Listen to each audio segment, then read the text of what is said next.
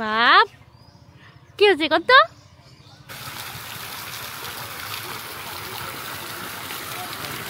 তোমরা গাড়ি নিয়ে আসছো যার জন্য তো কোনো বিষয় নয় এই জন্য ভাবলাম আসসালামু আলাইকুম, সকলে কেমন আছেন? আশা করতেছি ভালো আছেন। তো আরও একটি ব্লগে আপনাদের সকলকে স্বাগতম। এটা হচ্ছে 5 নম্বর ব্লগ এবং এটা সম্পূর্ণটাই বগুড়া মহাস্থানগড় এবং বিউটি পার্ক, বগুড়ার একটি পার্ক বিউটি পার্ক। এইটা নিয়ে কিছুদিন পূর্বে আমরা ফ্যামিলি নিয়ে আমরা এখানে ঘুরতে গিয়েছিলাম, যার একটি ভিডিও ক্লিপ অলরেডি আপলোড করা হয়েছে। হাতির যে ভিডিও ক্লিপটি সেটা অলরেডি আপলোড করা হয়েছিল। তো মহাস্থানগড়ে গিয়েছিলাম। মহাস্থানগড়ে কিন্তু একটা বিষয়, মাজার আছে, আবার জাদুঘর বলে, মেইন পয়েন্ট আলাদা আলাদা। তো এইটা হচ্ছে মূলত মিডিল পয়েন্ট। আমরা যেখানে নামছিলাম, যেটা দেখতে পাচ্ছেন, এটা হচ্ছে মিডিল পয়েন্ট। এখান থেকে মাজার আছে এবং পাশে জাদুঘরের যে জায়গাটা সেটা কিন্তু আলাদা আলাদা দুইটা স্পট। তো যদি আপনারা নামতে চান তাহলে আগে ইয়েতে নামবেন, মাজারে নামবেন। আর এখানে দেখেন মানুষকে কিভাবে বোকা বানানো হচ্ছে। যদিও আঙ্কেলটি বারবার বলতেছিল জাদু বলে কিছু নেই, সবই হচ্ছে চোখের ধান্দা, এবং ইনি টাকা বানানো দেখাচ্ছিল, বিভিন্ন ধরনের ম্যাজিক দেখাচ্ছিল মানুষকে বোকা বানানোর জন্য। কথা বলা যাবে না, সাধারণ জ্ঞানের একটা ম্যাজিক। ভাই দেখেন হাত বলে খালি কি বল, এই দুইটা মগ থেকে তৈরি হবে রসগোল্লা। এই দেখেন ঝাল মিষ্টি 2-4 আইটেমের খাদ্য। এই দেখেন এটা হচ্ছে হেলিকপ্টারের পাখা। আপনারা হেলিকপ্টার দেখেছেন, ওটা আকাশে ওড়ে। এই দেখেন, এবং এই বট গাছে বুঝলাম না, মানুষ অনেকেই দেখলাম মানত করে রাখছে বিভিন্ন ধরনের। আপনার হচ্ছে ঘুড়ি আটকে রাখছে, জানি না, অনেকে অনেক ধরনের শুনলাম যে এখানে মানত করে ঘুড়ি আটকায়। এই ফার্স্ট দেখলাম যে ঘুড়ি আটকে মানত করে। এখানেও সাপ খেলা দেখানো হচ্ছিল। মানে বিভিন্ন জায়গায় মানুষ বিভিন্নভাবে ধান্দাবাজি, বলবো মানুষকে, কেউ ধান্দাবাজি বা মানুষকে আনন্দ দেওয়ার কথাও বলতে পারেন, যে আনন্দ দেওয়ার চেষ্টা করা হচ্ছে।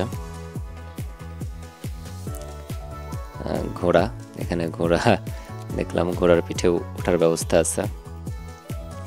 আর সামনেই মাজারের পিছনের এটা প্লেস, এখানে হচ্ছে মেলার মতো পরিবেশ। এবং প্রতি শুক্রবার মূলত এই জায়গাগুলোতে মেলার আয়োজন করা হয়। এই ধরনের বড় প্রোগ্রামগুলো শুক্রবারেতেই বেশি হয়, অন্যান্য দিন এতটা হইচই বা এতটা থাকে না। স্পেসটা অনেক বড় জায়গা।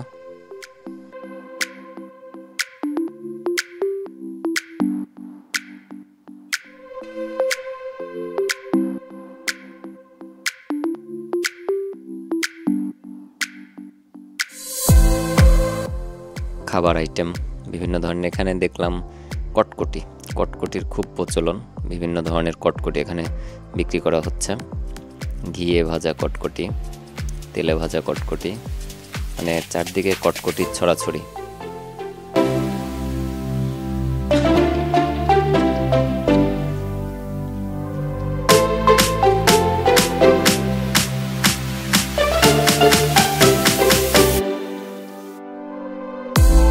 এই সেই হাতি, যে হাতি আমাকে ভয় দেখিয়েছিল।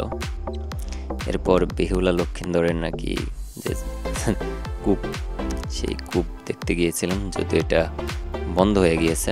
এখানে আর ময়লা আবর্জনা ছাড়ার কোনো কিছু নেই। এটা অনেক গভীর ছিল এবং নিচের দিকে নামার জন্যে সিঁড়ির মতো ছিল, যেগুলো এখনও আছে, অবশিষ্ট আছে, বাট কূপটা বুঝে গিয়েছে। আর এইটা হচ্ছে মেন পয়েন্ট। আমরা বিভিন্ন মুভিতে বা টেলিভিশনে যে জায়গাটা দেখি, এটা হচ্ছে সেই জায়গা।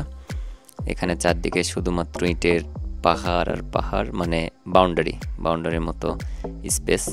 তো এখানে বেশিক্ষণ আমরা ছিলাম না। এখানে কিছুক্ষণ ঘোরার পরে আমরা এরপরে চলে গিয়েছিলাম বিউটি পার্কে। এখান থেকে প্রায় আমাদের 200 টাকার মতো ভাড়া নিয়েছিল সিএনজি রিজার্ভ করে। এই যে সেই বিউটি পার্ক অ্যান্ড রিসোর্ট। খুব একটা খারাপ না প্লেস, বাট এখানে সবচেয়ে বড় প্রবলেম যেটা, সেটা হচ্ছে যাতায়াত ব্যবস্থা খুবই বাজে যাতায়াত ব্যবস্থা, একদম গ্রামের ভিতরে জায়গা এবং যাইতে খুবই অসুবিধা হয়েছিল। আসার সময় তো গাড়ি পাচ্ছিলাম না, মানে একদম গ্রামের ভিতরে, পাকা রাস্তা না, পাকা রাস্তার থেকে একটু ভিতরের দিকে, বাট ভিতরে পরিবেশটা মোটামুটি সুন্দর চলে। তো এরপরে আমরা গোটা পরিবেশটা ঘুরে দেখলাম। এখানে দেখার মতো সবচেয়ে সুন্দর যে জায়গাটা সেটা হচ্ছে এখানে একটা পুকুর আছে, পুকুরের মতো প্লেস, চারদিকে রাস্তা। এটা চারদিকে ঘুরতে অনেক মজা লাগছিল। এই জায়গাগুলোতে ঘুরতে খুবই ভালো লাগছিল এই জায়গাটা।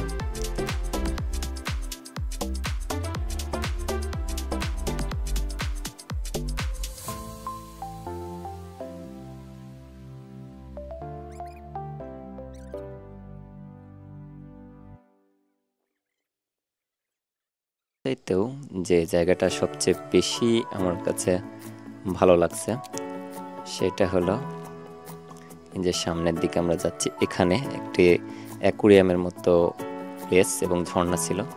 এই জায়গাটা খুবই ভালো লাগছিল। এই জায়গাতে অনেকক্ষণ সময় আমরা টাইম স্পেন্ড করছি। এখানে বিভিন্ন ধরনের কালারফুল মাছ, ঝর্ণা এগুলো ছিল, খুবই সুন্দর লাগতেছিল। আমি আর আব্দুল্লাহ বসে থেকে মাছগুলো দেখতেছিলাম এবং আব্দুল্লাহ বারবার ধরার জন্য চেষ্টা করতেছিল। আমরা খুব এনজয় করছি এই জায়গাটাতে, অনেক সময় ছিলাম। জায়গাটা খুবই ভালো লাগছিল। অনেক সুন্দর সুন্দর কালারফুল মাছ, হিউজ পরিমাণে মাছ ছিল এখানে, অ্যাকুরিয়ামের বিভিন্ন প্রজাতির মাছ।